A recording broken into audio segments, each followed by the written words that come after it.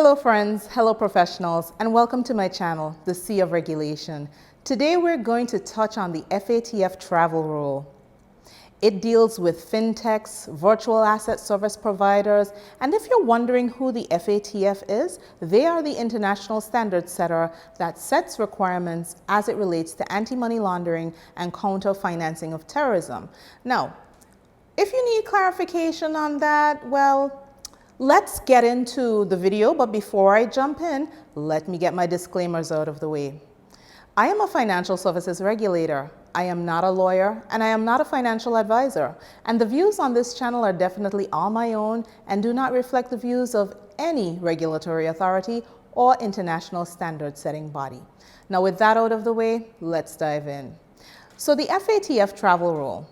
Let's break some things down. FATF, Financial Action Task Force, International Standard Setter for AML CFT. Now, if you're not familiar with them, I did a video in relation to international standard setters, and I'll definitely put it in the description below. And the travel rule, it has nothing to do with aviation and everything to do with AML CFT as it relates to virtual asset services providers. Now, if you're in the crypto space, you should definitely know who those may be. But FATF has recently clarified who actually is in scope and who is not. So let's start with what's new and what next. So what's new? Well, under the FATF Travel Rule, they've clarified a few things as it relates to stablecoin.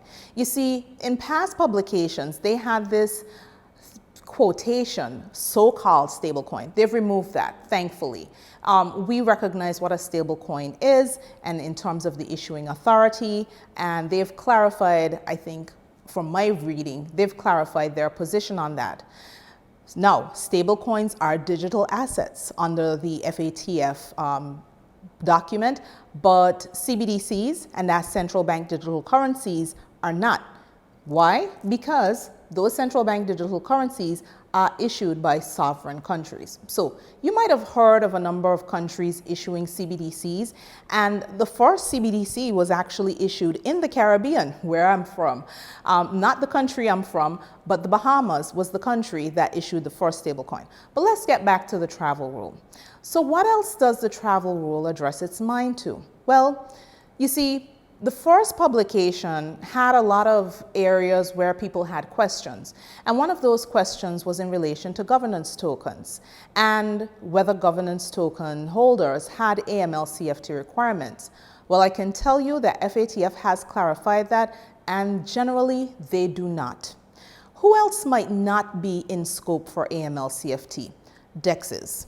Now, again, if you're not familiar with the crypto space, a DEX is a decentralized exchange.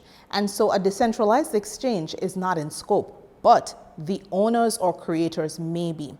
I think that is one of the things that we'll have to look at under what's next, because DEXs are relatively new for FATF, and I think they're still pondering what to do in relation to that. What else is not necessarily in scope? Well, there's a lot of fuss around transaction fees and gas fees and whether there should be something in relation to that. They've clarified, they being FATF, have clarified that transaction fees are not in scope for AML CFT purposes. Makes sense, right? No one is really checking the additional processing fees for a credit card transaction, so I guess the similar concept applies. What else does the travel rule address its mind to? NFTs, non-fungible tokens, and those are also not in scope unless you're using an NFT for a payment or investment purpose. Now, it kind of fits in with the concept of art, and I don't mean NFTs collectibles, I mean actual, like a painting, a Picasso or something. You can appraise that, value it, you can invest in it. You can purchase a painting, a very expensive painting, and people do this all the time. And there are AML CFT requirements around that space in relation to high value goods. And if you're not clear, I've already done a video in relation to that, and I'll put it in the description below as it relates to DNFBPs, designated non-financial businesses and persons.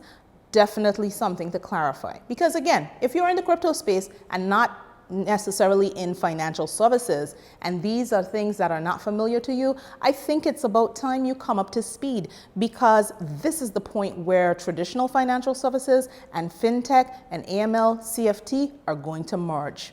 And actually, they're already merging. So what else? Well, the FATF put out this document in October 2021, so I don't know when you're going to be watching this. But in terms of what is next, I can see that FATF will have to revisit and update this document. And why is that? Well, DeFi, decentralized finance, is something that I think they're grappling with, and that they will have to really contemplate how DeFi structures are set up.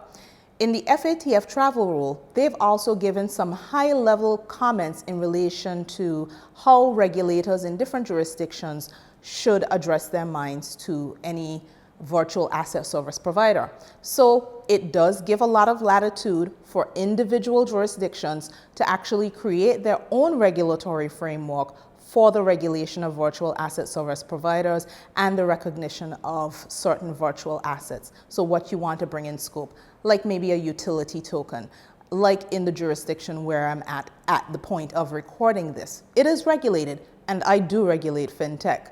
So I am in one of those jurisdictions that was very forward-looking in relation to crypto, digital assets, virtual asset service providers. And if you want more information in relation to that, definitely drop it in the comments below, or in the comments below in the description, look for my Twitter handle, follow me on Twitter, link me there, ask me some questions. I'll be happy to engage, because I know that regulatory clarity is something that it's not really that common right now, and it's a bit of a issue in a number of jurisdictions.